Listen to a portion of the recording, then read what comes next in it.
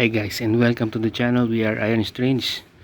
At ngayong July 31, 2024, ang topic natin guys is gulong. Ito po ay Suzuki Bergman, and tingnan natin ang tire size niya. So tire size 100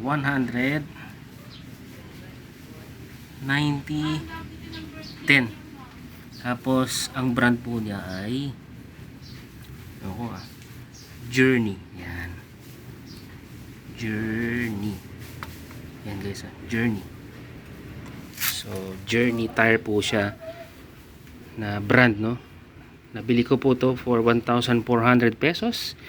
And maambon na. And kasama na po yung kabit niya at yung sealant. So, anong nangyari dyan nung kinabit yan? Niluwagan lang tong tornilyo dito para makausog tong muffler palabas, para mailabas yung gulong, no? So kung makikita nyo, naka-stock fender pa rin tayo. Hindi natin yan tinabas, hindi rin natin yan pinutol. Okay, so guys, ang topic natin is yung gulong. Kamusta ba ang Journey tire para sa isang motor o scooter?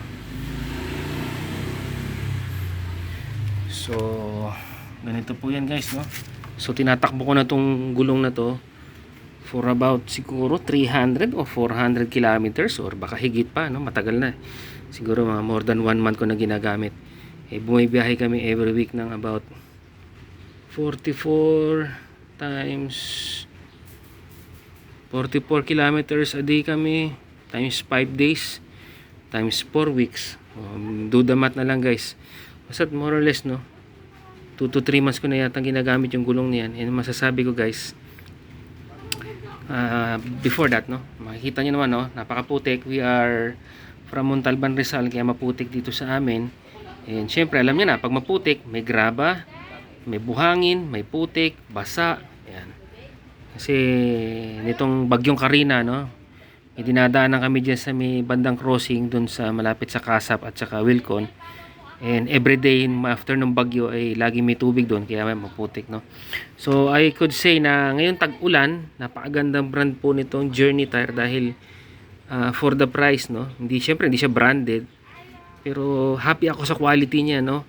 On dry conditions, makapit siya.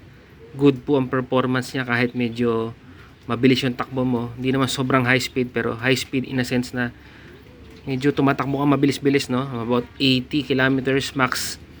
Okay ang kapit. Ngayon pagdating sa ulan, nasubukan ko na rin dahil nga bagyong Karina. Araw-araw naman halos umuulan na, biglang umuulan. And okay din po ang kapit ng gulong niya. Hindi mo siya masabing parang China brand na madulas, no? May kapit po siya.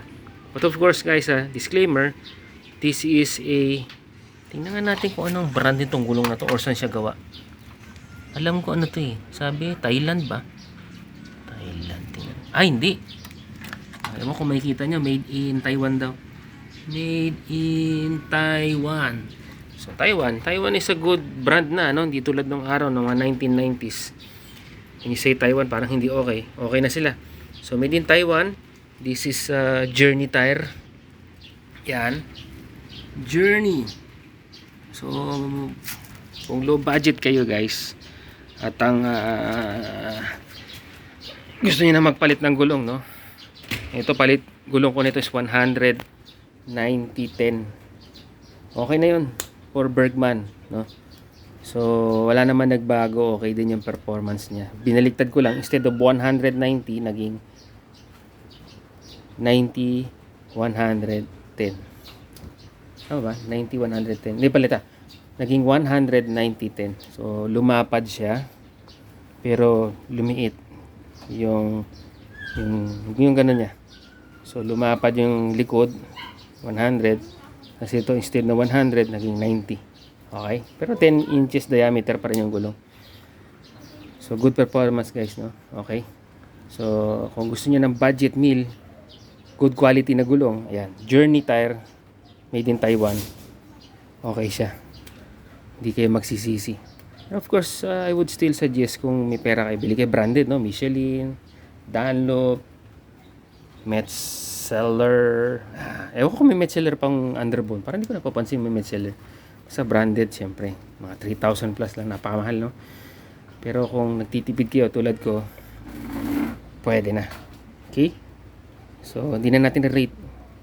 Base na lang kayo doon sa sinabi ko. Good performance siya, no? For dry conditions, okay na okay. For wet conditions, okay din.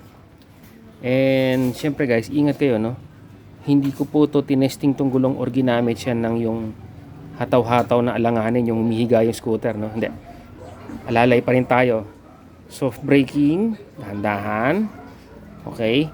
Soft throttle, dahan-dahan. Hindi tayong ganun ng ganun, no? Hindi rin tayo ganun ng ganun ng preno. Hindi. Madudulas talaga tayo kahit anong brand ng gulong natin. So, yun pa rin gawin nyo. Dapat ingat sa pagdadrive. Ingat sa pagli-lean angle. Konti-konti lang. Huwag todo kasi maubusan tayo ng gulong. And pag nagbe-brake, dahan-dahan lang na-apply ng brake. Dahan-dahan ng bitaw. Tapos manugas, dahan-dahan din mag-gas. Dahan-dahan ng bitaw. Slow movements lang po, no? Sabi nga ni Moto Jitsu. You have to be slow and steady. Tsaka easy lang tayo sa controls dahil 2 wheels lang tayo. So that is for our review of Journey tire, no? Made in Taiwan. So kung motor mo hindi scooter na Bergman, pwede yan. Kahit anong motor mo, you need a budget meal na gulong na good quality, no? Of course, hindi super quality tulad ng branded na talagang kumakapit, no? Pero kung gusto mo lang pang biyahe-biyahe, like tulad namin, araw-araw kami biyahe from Montalban to Quezon City and balikan, 5 days a week, go for Journey tire.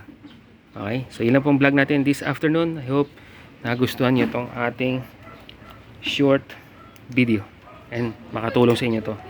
So, yun lang guys and bye for now.